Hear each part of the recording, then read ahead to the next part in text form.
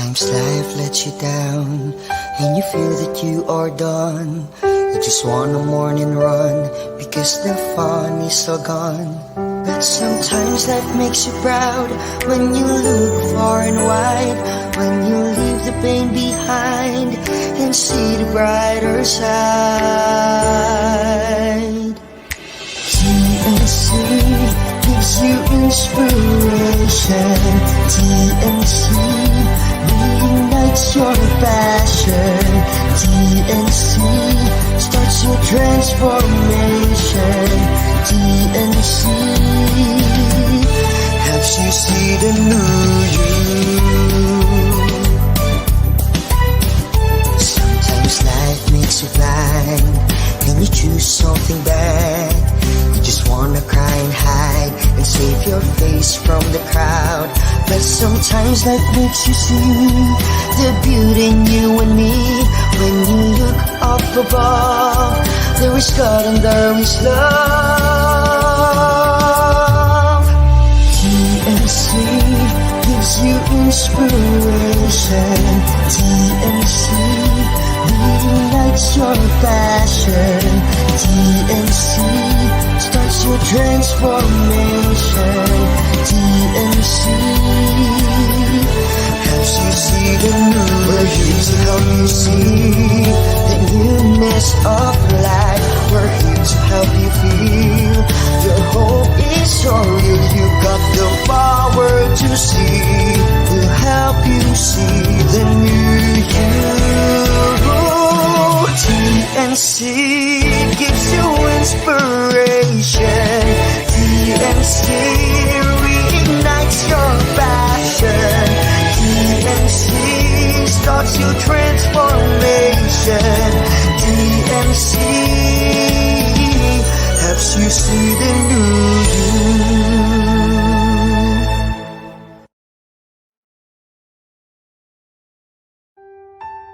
The new channel.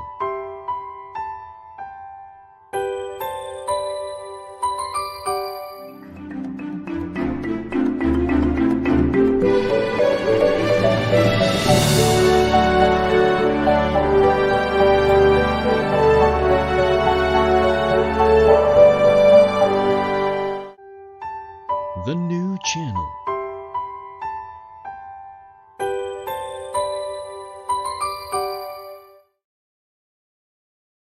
The views, opinions, and insights expressed in the following show are those of the hosts, producers, guests, and viewers. They do not necessarily reflect the position of the channel. Viewer discretion is advised. Good afternoon. Welcome to the new channel, here to help you see the new you. This is Jesse Francis Rebustillo, your host for this wonderful program, the HR Hotline.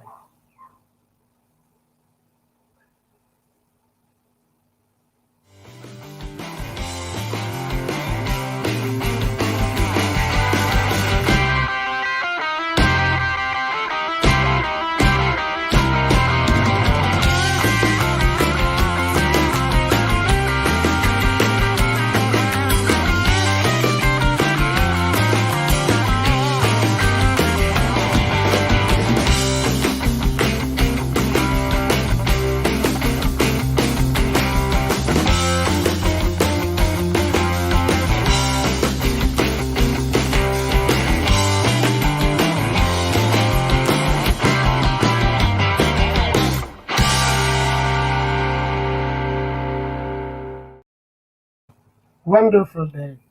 I woke up early and I walked my dogs, my pets, early in the morning. It's a wonderful day because I had what do you call that? A decision to make early in the morning. One is, should I attend a webinar wherein I am invited by, I have mentioned the name, by the good Dean Rose Fuentes, Oraa Fuentes, or Should I water my plants? Because early in the morning, I receive an information that my millard will cut the water, supply of water, at 4 o'clock in the afternoon. So it's between attending a webinar for my additional knowledge, additional inputs, and taking care of my plant. Guess what was my decision? Water the plants. And I cannot really ask my helpers to do it because in the morning they also have things to do. So I opted with what you call my integration of life. Integration because after that, I had a chat with a dear friend, Cecil Munoz of PAL. And we mentioned that we are blessed and we are actually, God is graceful to us because after retirement, our life is full. I'm going to have her as my guest on Tuesday, and we're going to discuss about retirement and very COVID, which is you have to think of the what is going to happen at the end. Now, for today, this is HR moments. It will be light, and I have four actually questions, and I invited friends. I have invited friends to be with us, to join us in the chat. I don't know if they are already here, but I can see that we're already many. We have already Avis. Yes, Avis. How do you pronounce your family name? It's Change. Then I'm very sure there are a lot of people already in the group. Okay, four questions, and I would like to, as a tip, I would like that those that I invited be very careful with your answer because early in the morning, Femery, my dear friend, best friend, answered back, ang galing ng mga questions mo. Yes, I can see Grace Rayos already here. Sabi ni Fe, ang galing. You know, I teach workforce planning and acquisition. And in the acquisition, there is what we call sourcing, then we have recruitment, and then we have selection. And then still the latest in selection is the what you call the competency-based interview technique wherein you use a star. If you have been watching the Miss Universe, the questions are actually questions of the competency-based interview technique.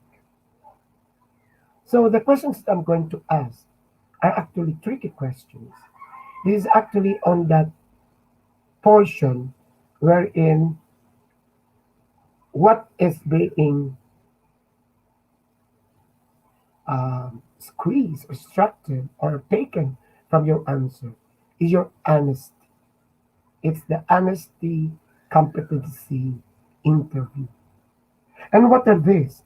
So that those HR, we're going to share this, those HR who will be listening to this, and some of them are, my students are asking, how do you do this? No, no, not the foolish or stupid HR, wherein you have your resume, and then the name is Jesse, and then this is your first question. Jesse, tell us your name. O di ba, cute mo? Sinabi mo ng Jesse, tapos what is your name? Jesse, what is your name? Ay naku, ano ba yan? Tapos magtanong ka pa doon, so it's Jesse Francis. Why? Ay naku, bakit why? Ang sagot sa'yo, because that is the name given to me by my father. Tapos nag-four whys ka pa, why? Ay naku, ano ba yan? Mag-take ka sa akin ng, ano, ma'am, certification. I'll teach you to do competency-based interview. So the questions that we're going to discuss. Si Mark nag-watch na rin. So, Grace, okay. Your greatest achievement at work and why?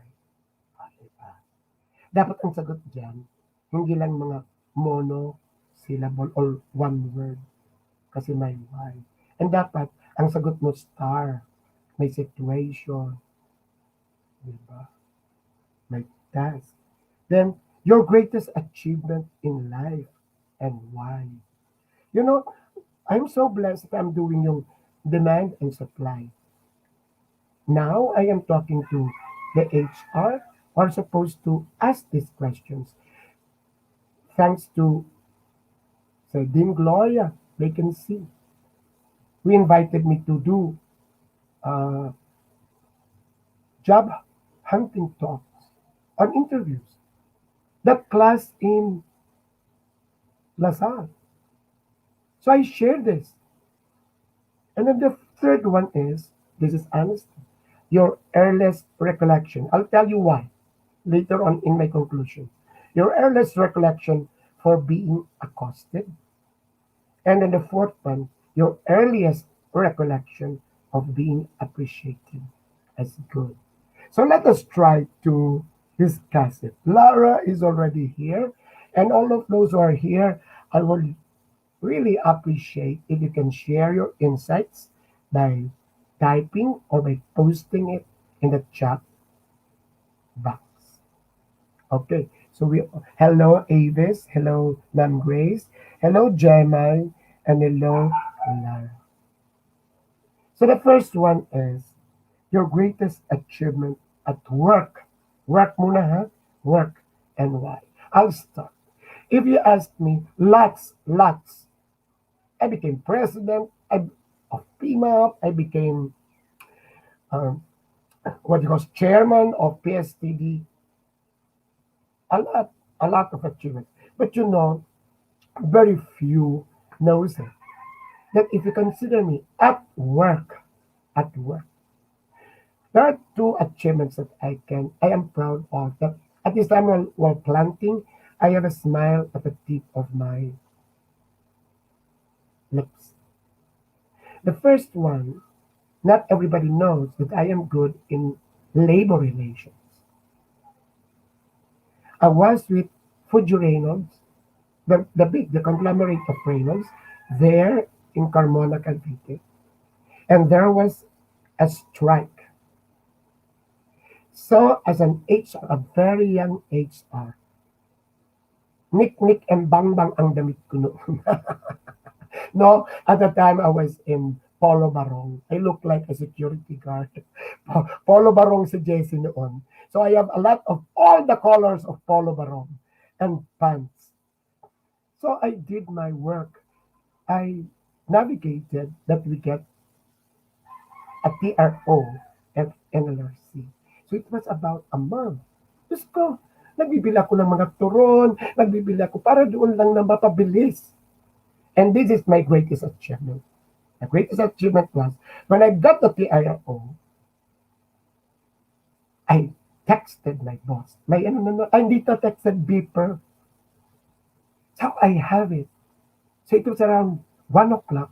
So may kotse na ako noon. May kotse na ako noon. Pabalik ako sa Cavite. Pagbaba ko ay hindi, nagbus ako. Kasi I was in the bus and I went down at the other side. Bumaba. Just imagine around 300 to 400 employees in the picket. Nag-strike, nag-run. Sit-down strike. And then the factory is closed. Bumaba ako. Then I crossed the street. Maniwala ka. Kasi at that time, uso yung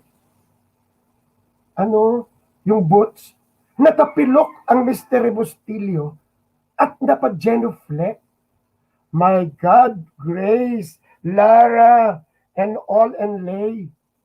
300 and all.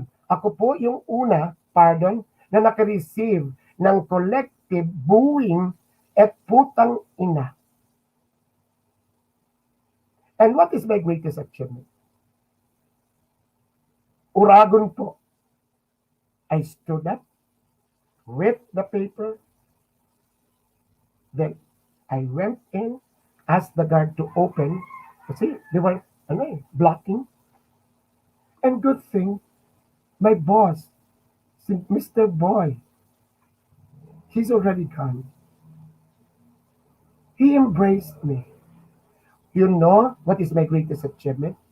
Hindi ko pinakita that I was affected. I was really shaking. Kasi binubuna ako eh.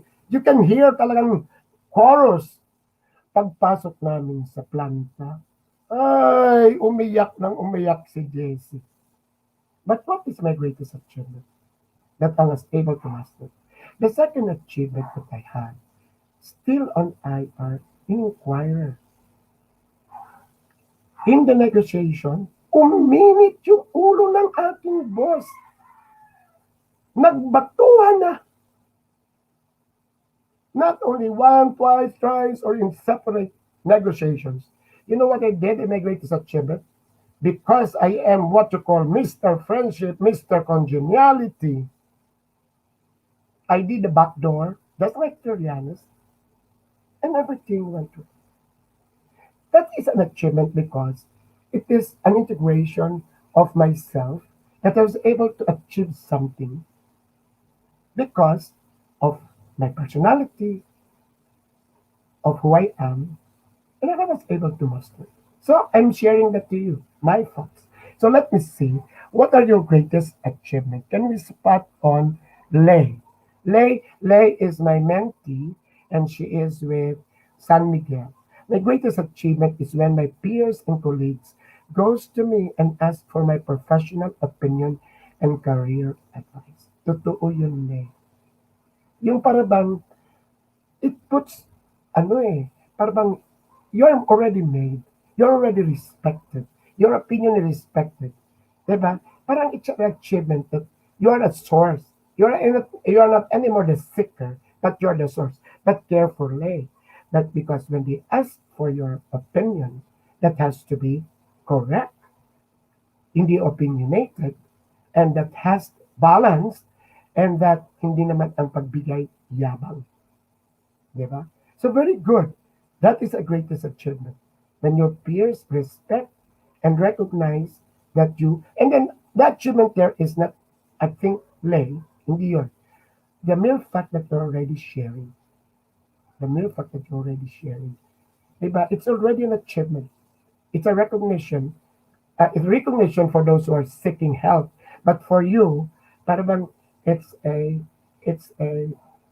parang an understanding, an awareness that you now have your thoughts to be shared, just like now, just like now. So Mom Grace values. Mom Grace is a very, very well-rounded HR. Standing by principles, even I had to give up or lose posts. Having made hundreds of thousands of people and more than 10 companies grow by training, coaching, interviewing, by having improved and held dysfunctional processes to empower people in your good way. It improved people's lives and our economy. Wonderful, Ma'am Grace. So the achievement is actually for herself. Can you spot on Ma'am Grace? Because I would like to go back to it. Ang una, the first sentence for Ma'am Grace is the achievement, standing by the principles. You know, I'm still perfect thinking that, Ma'am Grace. Yung parang you have your own mind and you can fight for it. And then the other one is, at the last sentence, changing lives, not only for people, but for the whole economy. But in the middle, along the way, achievement yun, coaching, training, and then may oras nga losing, di ba? Yung parang this is me, this is my principles. I may lose friends, possessions, but this is what I believe in. Very similar to the man of La Mancha. Ma'am Grace, thank you for sharing this. This is an achievement. Diba? Very good. So for all the HR, try to get the insights that we are getting from our season guest. Then, then we go back to lay. Yes, yes, recognition and affirmation that you are trusted. I like the word affirmation. Affirmation. Alam mo, Lay, ang pinakamahirap na affirmation are for your family. A lot I know of those working in organizations, they are so good. There are accolades. Pero pagbalik sa bahay, naku, not a kiss from the wife. The children are not appreciating. You know, yun ang yabang ko. Because I have adopted sons. They are not so much engaged with what I do, but they appreciate what I do. When I listen and we are drinking, and Berlo was telling a friend of ours, you know, that dad is doing a lot of things that alam ko na papagod, but it's for sharing. The affirmation from my sister, and of course my best friend. Affirmation from family and Obet. Lay, ganun yun. Dapat may affirmation. Thank you, Lay. Thank you, Lay. Then we have Lara. Lara is a wonderful public speaker, certified public speaker. My greatest achievement in work is to be able to understand how business culture differs from one industry to another. In this way, I'm able to strategize on how I can develop programs as an HR. Yes, that is nice. Di ba yung parang, what is that point, Lara, when you feel that you are it? Di ba? Yung parang bang ikaw mismo nagsasabi, ang galing ko. I was able already to determine, di ba, to differentiate, to know what is the difference. The wisdom to know the difference. And from that, ang achievement niya is she's very young, but that is an achievement of somebody who's in the lineage. Achievement niya is from this, she comes up with strategies. Diba? So if you notice it, hindi ang mga achievement natin ng mga best employee, ha? I'm waiting for that. So we have, oh my God, my idol, ang aking boss, si Miss Cathy. Cathy, when it is Thursdays and our engagement is through the chat box.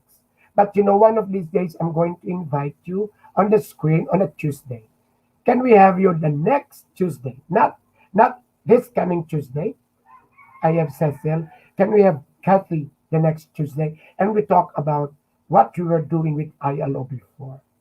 My greatest achievement at work is to have contributed to reforms in public service. I know when I met you, you were the USEC in Dollar.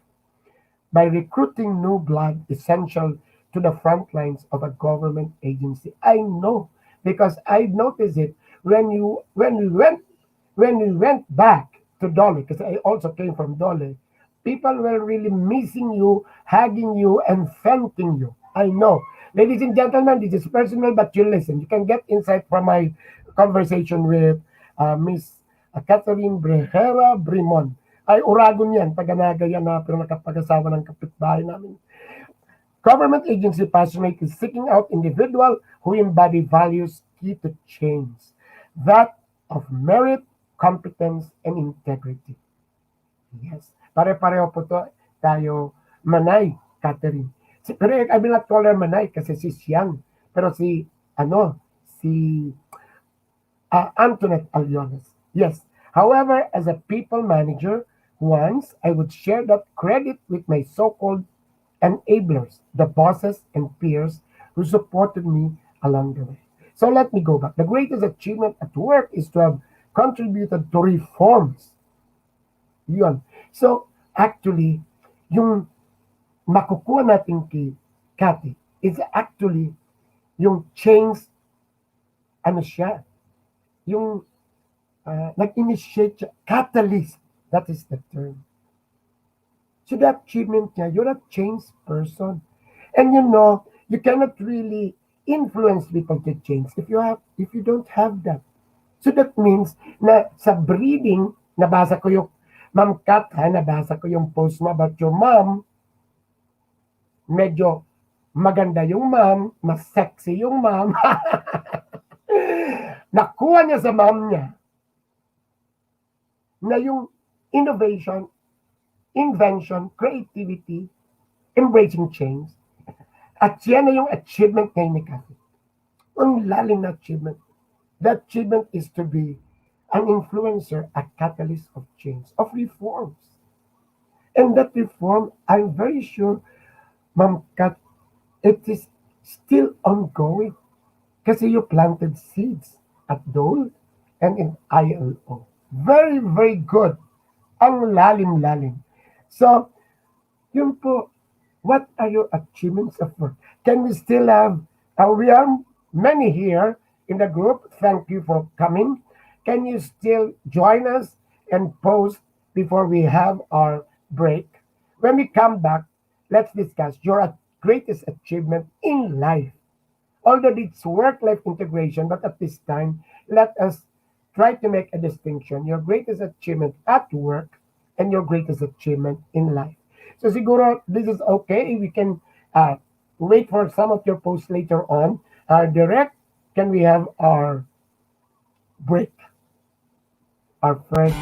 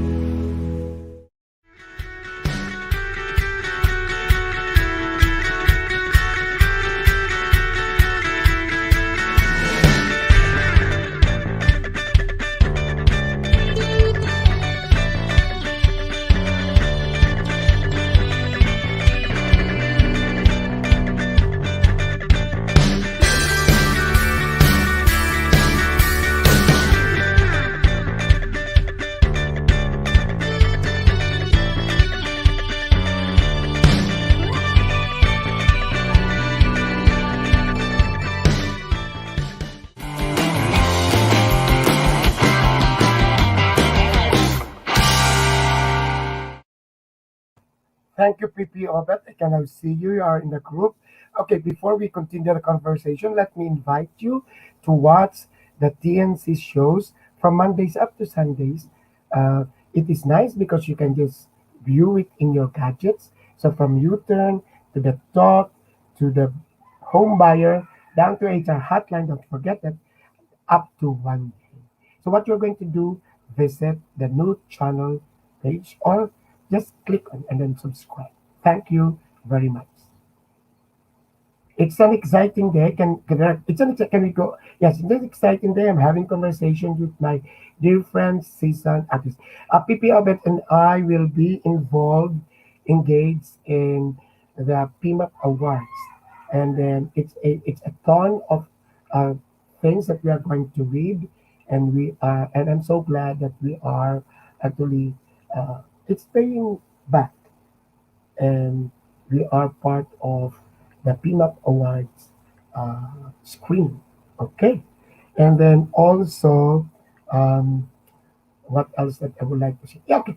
Anyway, what are your greatest achievements in life? If I will start, if you ask me, my greatest achievement in life was the decision to be here in Manila. And that was around 4 decades ago. I graduated at the age of 20 from Aquinas University, now UST in Legazpi. And we are a close knit family. I, I qualified for an exchange scholarship in the States in high school. They didn't allow me. I qualified for the Science High School in elementary. They didn't allow me. I am the number one in Bicol for the UP CAT. It's actually I enrolled in that new course which is dapat kaklase ko yung mass media at the time. They didn't allow me. We're a very close knit family. I was strict mom. The discipline was piano. So after graduation, of course, may bala ako, kanya cum laude, ang yabang, no? Then I decided to come to Manila. I will not use this as a complaint, but literally, I I got a spanking from my dad. Just imagine that, because I would like to be here in Manila. My point was because I would like to study MBA in Ateneo, which I did. But I had tons of tears because from a big room, I was actually in a servant's quarter when I transferred here. And then I went to a small apartment in the squatters, blighted area in Baclaran. A change of my lifestyle. But that is my greatest achievement. Just imagine if Jesse did not come here to Manila, o di hindi ako nag-streamline ngayon. So hindi ko kayo na-meet. But the other one in my life is, the other one, my greatest achievement is actually trying to copy what my lolo and my lolas were doing. All the plants that I have, it's not, I'm just following what we had in Balintawak Street in Legazpi. The chirping of the birds, the pets that I have. I am just trying. I cannot really leave the barrier in me. I just will try to. Uh, can you allow me to leave for a moment? Because my pets would like to come in. So this is the first time that Jesse is trying to leave for just a moment. Because if you're here, they are knocking on my door.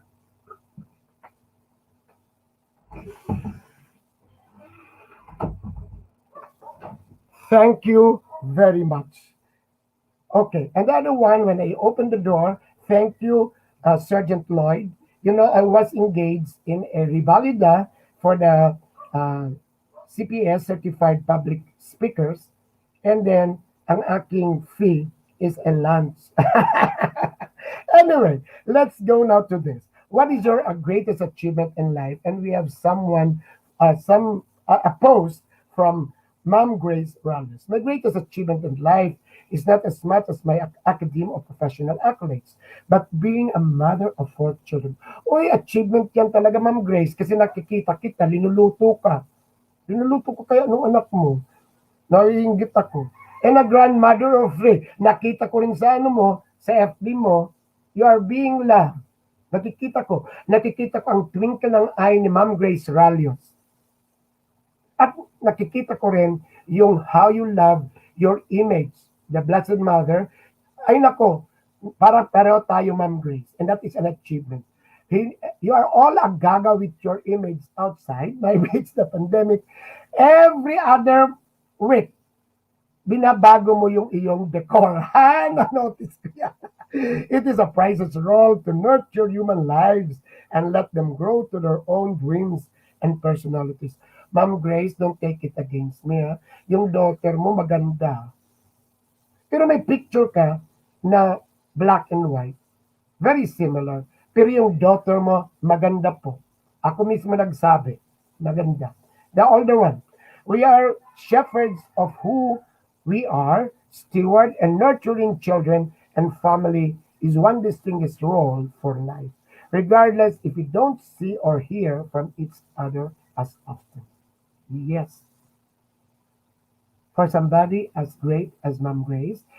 For those who do not know it, Ma'am Grace Ralios was a director of one of PMAP's annual conference, and I can still remember it. At the time, people were wondering why we were dancing, while we were what actually doing things. Ma'am Grace was actually 10 years ahead. Now, everybody would like to do it. Di ba, Ma'am Grace? I can still remember that. But this is a very nice uh, insight, a very nice uh, thought to share. That the greatest achievement. And you know, Ma'am Grace, that is actually what I am scared of. Na yung pinag-usapan namin ni Cecil kanina. Sometimes we're so full of ourselves, so full of our work, that we forget planting seeds to our children. Then we can only realize it after we retire. So take it from us and take it from Mom Grace. You can still be after your MBA, MPA, all the letters at the end of your name, or your achievements of work, the best employee. But at the end of the day, your greatest achievement is that your husband loves you and you've taken care of your husband, and then your children are more successful than you are. Uy, ang ganda ng aking statement na. Your children are more successful than you are because you planted a seed. More. PPO, but you're already here. Tapos na kami sa greatest achievement at work. What about life? Gemma, I would like to hear from you. Ang dami na po natin dito, ha. Baka nabibigla kayo na ang aking tanong, ha. I would like to get your insight. So sige, at work and in life, what are your achievements? This is supposed to be a light moment, but of course, full of insights and full of meaning. Diba? Ano kaya ang itichismis ko kay PP Obet? Cecil, you're here. I'll try to know what is your greatest achievement in life, or previously we were discussing greatest achievement at work. PP Obet, can you share? Ako, I will try to start kay PP Obet. Alam mo siguro kay PP Obet ang greatest achievement niya? Magagalit yan sa akin. Leaving the seminary. Just imagine kung nagpare si PP Obet, I'm very sure it will be a good priest. Pero just imagine, di wala si Ma'am Joy, di wala yung tatlong Maria. Ang greatest achievement niya is actually that tipping point, that pivot, the decision to live, which is actually, ganun pa rin kay PPO, pagchismisan natin. Kasi kahit na siya, president, nasa San Miguel, very religious, very spiritual. Kung magsalita, magsulat, akala mo nagsisermon. Ala, sinichismis ko ang aking best friend. Okay, can we still have around 5 minutes for this before we go to another topic? Can you post your insights? What are your greatest achievement in life? Nako dapat masagot yan. Nako, tinatanong yan sa Miss Universe. Dapat masagot yan.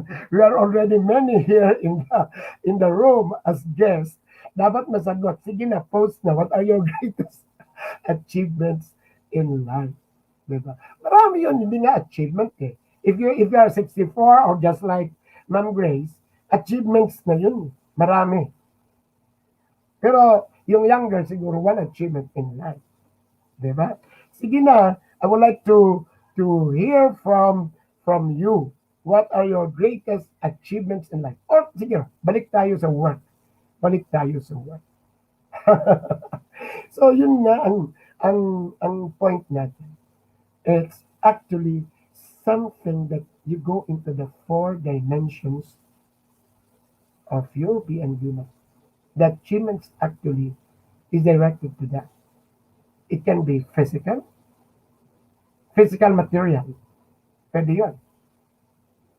By the way, yun na nga, I had a revalue the last time and I corrected some of the speakers na yung pattern of rags to riches is common. But if you have something that is really unique, why not? That can be an achievement. So, ano ang achievement mo na? There was from point A to point B, or was there an impact, an extension that you did that you can call an achievement? An achievement is something that is hindi lang honesty, integrity. My own personal definition of integrity is to achieve what is expected from you. So that achievement is that, and then from yourself, that achievement is Maslow. Can you still remember Maslow's hierarchy of needs? That achievement is your self-actualization. Way, way, way back, you have dreamt about it. You have visualized yourself doing that or along the way. So that achievement is your self-actualization. Not to be political, in our early, what do you call this, very, very young life, the community pantry is self-actualization. You know, right now, I don't have a community pantry, but I have friends that they actually send money almost every week as an ayuda. I don't give it as, it's not an investment because I don't like it that I'll give it as a big, they might use it to buy these things. But at this time, it's the pandemic, it's ayuda. So it's an achievement. That's why I like what was posted by Mom Grace for the family, very immediate, and then changing lives. Ang mahirap kasi that achievement that you can help others. No, teaching is a noble profession. What I'm doing now, training is a noble profession. But what is worse is you can teach others, students, let them grow, make them professionals. But you cannot actually share it to your loved ones, to your significant others. And that will be the paradox. And that is the irony. So you have to think it, where is the achievement there? Diba? You're the best lawyer, but you cannot really defend yourself. You're the best teacher. A lot of students graduated, learned from you, but you weren't able to teach your children well. Diba? So your achievement is something that we really have to discern. Oh my God, you are asking me to do a soliloquy here. Can you join? I invited a lot of people and there are many here. Can you help me and then post? Because nako, I'm already showing, but I hope you're enjoying what I am telling you. So can you spot on, ano? Sabi ni Jessie Frank Yu Cheng. Hi, Catherine. Yep, Ma'am Kat, always join us kasi I know we can get a lot of insights from you. Ang lalim yan po ni Ma'am Kat. Ang lalim yan. Kasi pre-COVID, I have quality time with her. Malalim po. So, let's have Cecil Munoz. Can you spot on Cecil? Greatest achievement in life is seeing through my children finish their education. See? And pursue their dreams.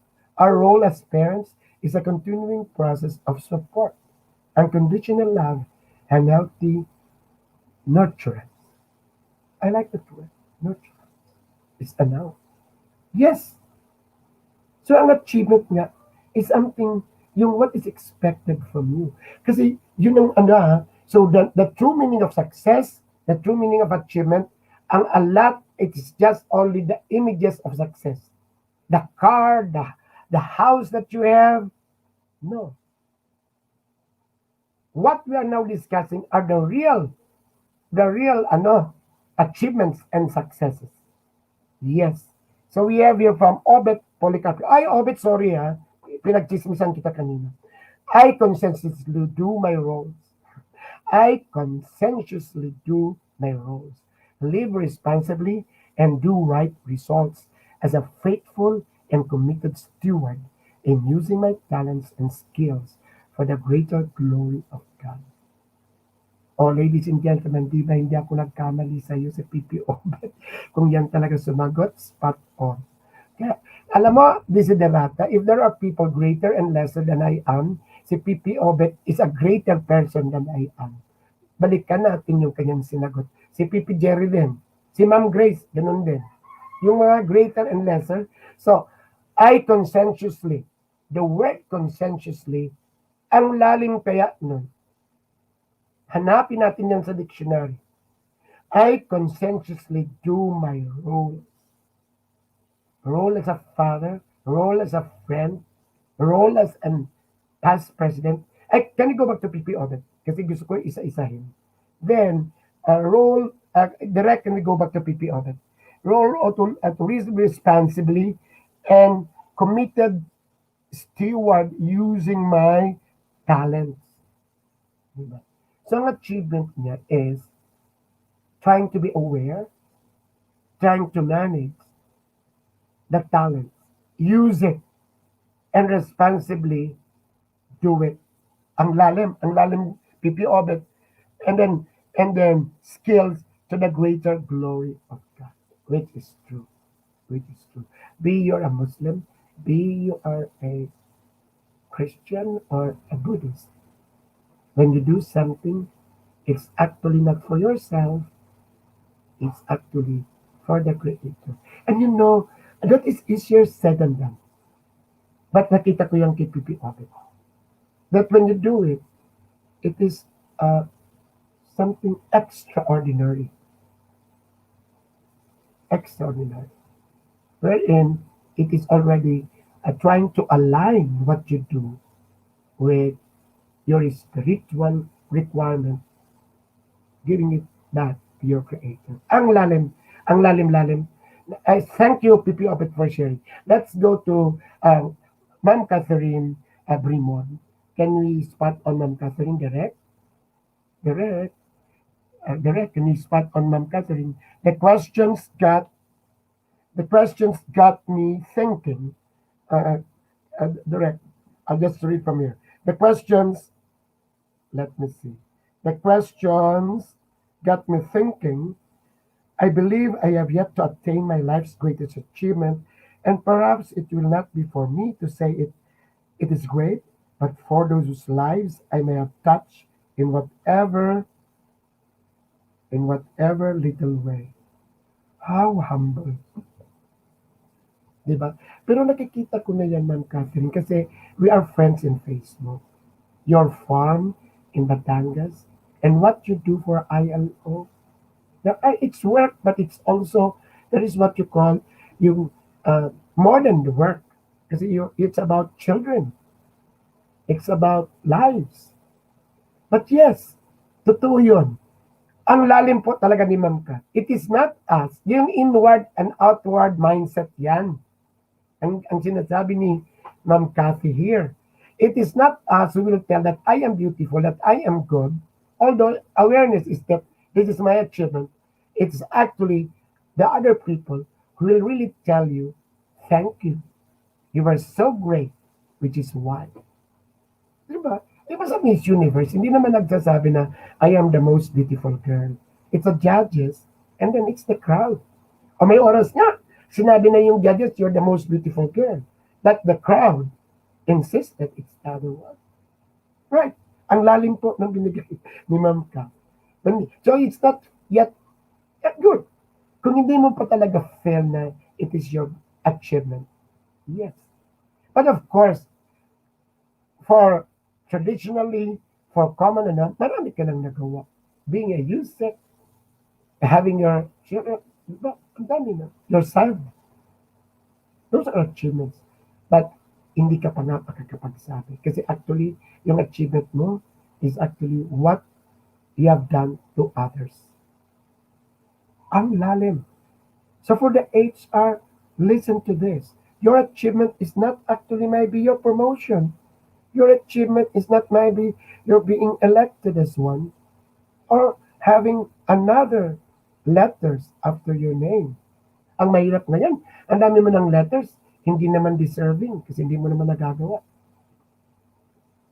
And what we get from Miss Catherine Brimont is that the achievements actually from what you contributed. It's your extension. Have you planted seeds? Have you influenced? Have you hand hold somebody? And this time they're already standing and greater than you are. And that will be your greatest achievement. Maybe for those teachers, just like me, parang I am so proud if I see my students and that run better than I am. Diba? Kasi naturuan natin. Ang lalim yung achievement niya. Now let us go. We still have, alam ko, 10 minutes na lang para huwag tayo mapagalitan for OT. Ang OT natin mga 5 minutes. This is actually from the honesty interview. Just the question is, can you still recall your earliest recollection for being accosted? The key word is earliest. Yung isa, pagbalik na natin sa next Saturday. So dito muna sa accosted. Can all of us here in the group live post your earliest recollection of being accosted or napagalitan, of being reprimanded? Then we will discuss it later on. Sige na, all of us. From Ma'am Grace to Kathy to PP Obet, nakikita kita dyan BFF. Can you share what was your earliest recollection of being accosted or being Sige na, sige. Okay. Ako I can still remember my earliest recollection of being accosted pre-elementary. I can remember my Lola was actually admonishing my dad because my Lola, when I went to my Lola's house, abuelita, it's Mama, in Balintuwat, may nakitang mga wealths, pinalo ako. Alam mo ba't ako pinalot ng daddy? Alam mo yung daddy ko noon, comes here to Manila to buy us expensive toys. I'm one of the first one to have a toy na yung mechanical. Ganun ako kakulit, Grace. Yung toy na mechanical, I know it is expensive at the time. One day lang ki Jesse, kinonoy, I am etet. Siguro my dad arrived 9 o'clock. 3 o'clock, sira na yung mechanical. Pinalo ako ng daddy. Then the next day, I went to my Lola's house, my mama's house, to study piano. Nakita yun. Alam mo, nung pagpunta ng daddy ko, narinig ko talaga. I still remember. So, I can still recall that time. And from that on, I became careful. Parang may ads ako siguro noon. Kasi talaga, anything that I touch, masisira. Then from that time on, I became careful. Ganun din. I can still recall Mrs. Carino, grade 1. I was also accosted by Mrs. Carino. Yun naman, sobrang confidence. Then up to now, ganun din ako. Yung, we were in a class, and then the superintendent or the principal came, ay tumayo ako at dumiretso ako doon nakipag-play sa principal. Ganun ako kakutsino. And I remember my teacher, this is already gone, but I can still recall, she accosted me, telling me na, ganito, I can still recall, Jessie, if you can do this at home, do not do this in the class. Kaya naalala ko pa yun hanggang ngayon. Kaya di ba, nakikita ninyo lahat dito sa mga PMAP, sa mga ECO, behave ako. Kasi naalala ko pa yung boses ni Mrs. Carino. Ganun ako. Okay, so let's go. What are your earliest recollection of being accosted? Sige na. Okay. Sige na, before we have the break. O yun, tuloy magbe-break muna tayo. Sige na, while we are having a break, isipin natin what is your earliest recollection of being accosted. Sige na. This is life moments in HR. Okay, Direct, can we have the break now?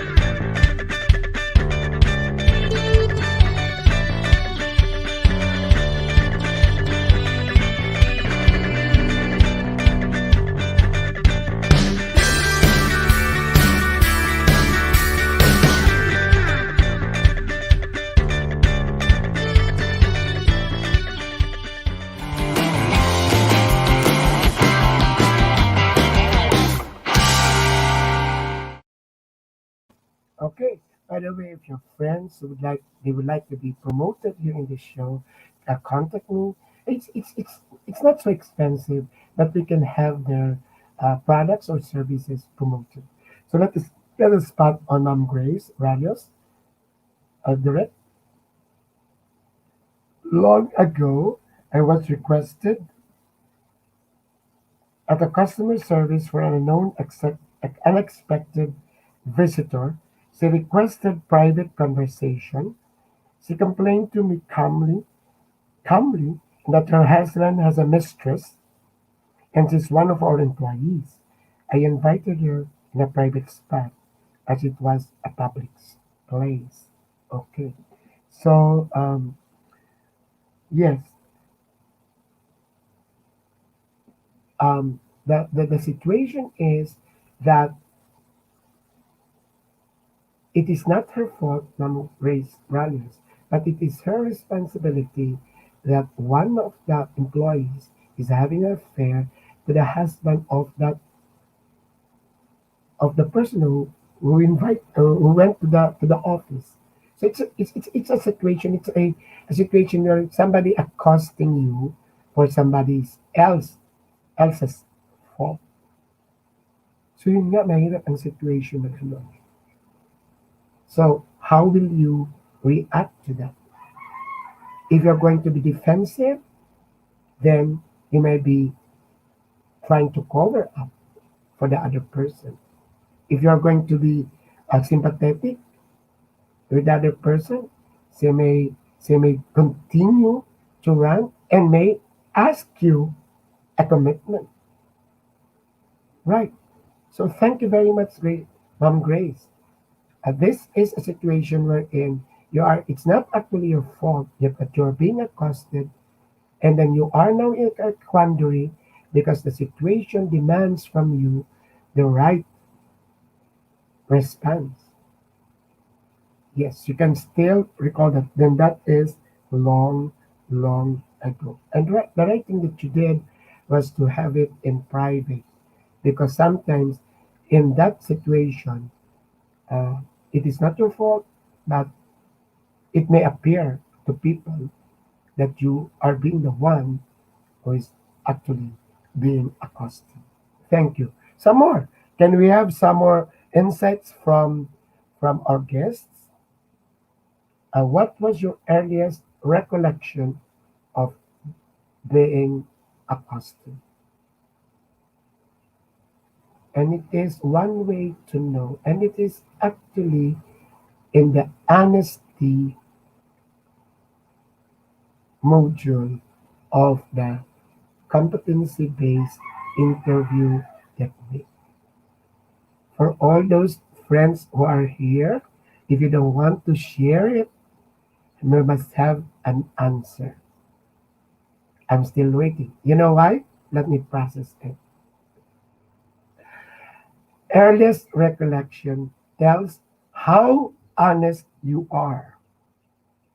If you cannot recall an early recollection of being accosted, it's because you have deeply hidden in your brain. Now, you have to, in one way or another, surface it, mine it. What was the value, or what was the, uh, what do you call it? The, the decision? No, no, no, no. What was the effect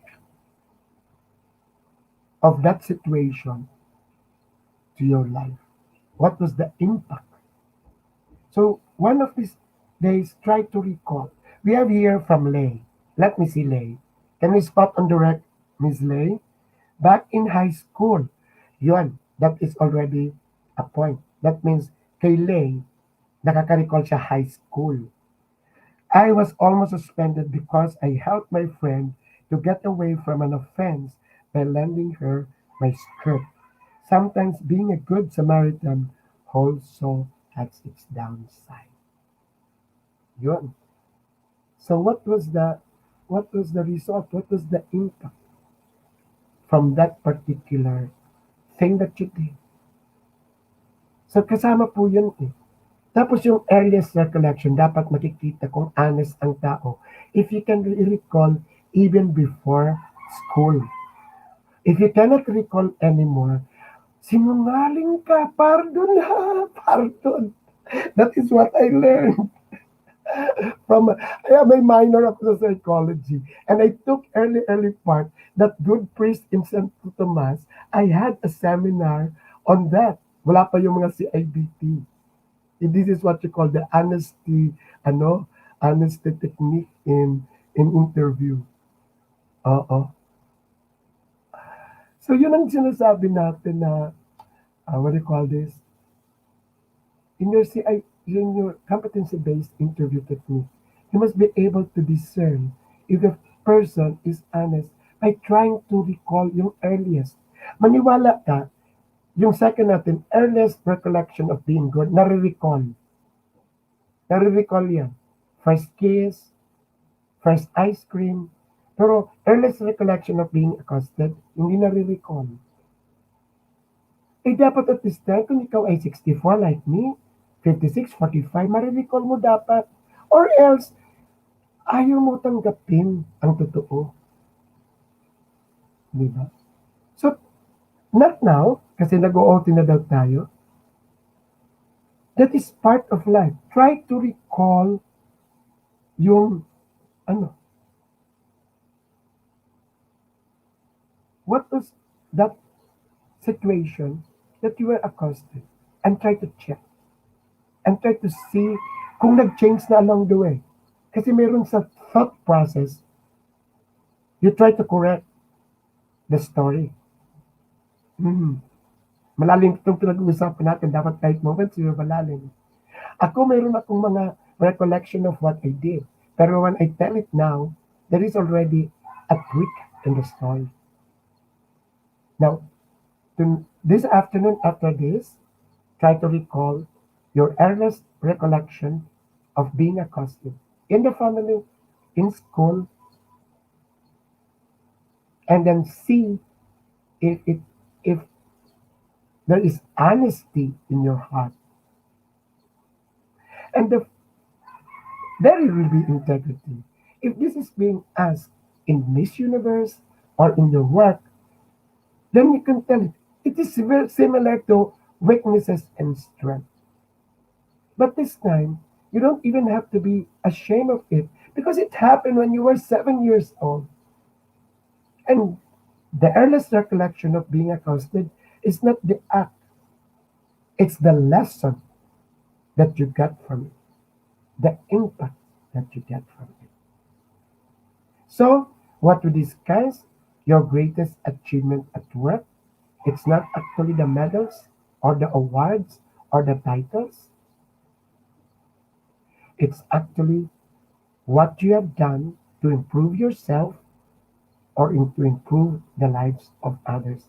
For those who are going to watch it, try to read the posts from our guests.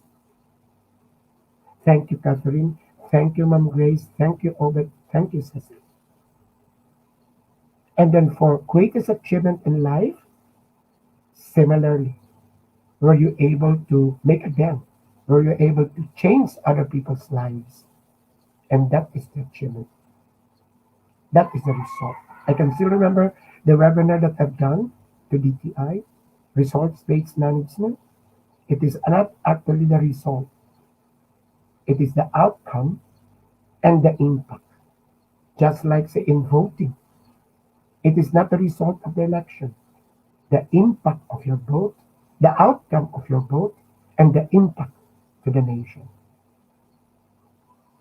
And very similarly, the first question on the recollection of being accosted, it is not actually the situation. I am very bold in that because it's nowadays it is not anymore acceptable. My dad really used his paha, and I can still remember my mama, my grandmother, mother's side, fighting my dad for that. For what? What is the lesson that I got? Or Mrs. Karim. So these are questions that you ask, and this is more on us now answering the question. If you put yourself when you do interviews in the shoes, in the shoe of the interviewee, how honest are you? How where is your integrity in responding to such question? So this is supposed to be like moments that I am giving you food for thought. Right after this, try to think. Tawag nga si Jessie, ano ba yung aking first na napagalitan ako ni mama? Ano yung lesson?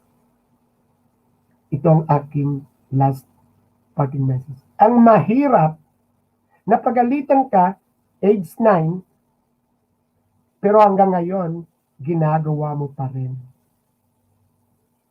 I will do it in Tagalog. Mas maganda pakinggan. Matigas ang ulo. Thank you very much. This is Jessie Francis Rebustillo. Just marvelous po.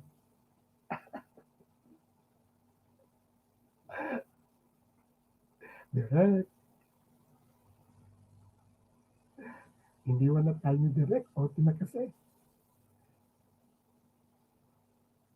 Yes, thank you very much. I'm just now going to take my lunch, sponsored by uh, Sergeant Lloyd Luna as a fee for being a panel in the Republic. Direct, I am run out through. Thank you, Jamai. Thank you, Lay. Thank you, Ma'am Grace. It was a wonderful episode. And next Saturday, we're going to do the other part, your earliest recollection of being recognized as good. This is still part of the, what do you call this, competency-based interview technique. Interview technique. You know what? The reason why I was the surface because I'm teaching now workforce planning and acquisition, and I try to look for questions that are really competency based.